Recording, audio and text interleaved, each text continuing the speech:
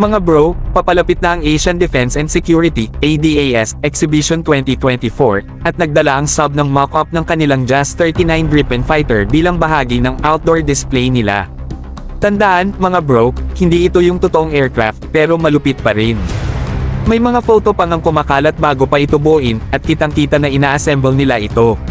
Mukhang yung mock-up na dinala nila ay yung older version ng JAS-39C Gripen. Mga bro, tandaan nyo ha, may mahigit 100 ng bagong buo na Gripen C ang sub na naghahanap pa ng bibili. So, mukhang seryoso sila na ialok ito sa Philippine Air Force. Kahit older version pa, astig pa rin sa performance at sulit sa budget. Diba, mga bro, win-win situation ito. Pero eto, hindi lang sila tumitigil sa Gripen C.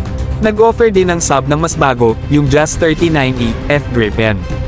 Lalo pa ngayong binago na ng Department of National Defense at PAF ang kanilang plano mula sa 12 to 14 units, at ngayon ay target na nilang bumili ng 40 new aircraft. Mukhang seryoso na talaga tayo sa pagpapalakas ng ating air defense mga bro. Walang atrasan.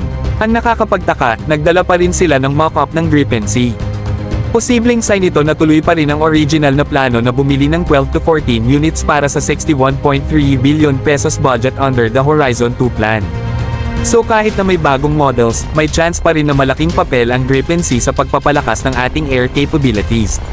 Nakaka-excite kasi makakakuha tayo ng mas maraming detalye sa ADAS 2024, na magaganap mula September 25 to 27 sa World Trade Center Metro Manila sa Pasay City.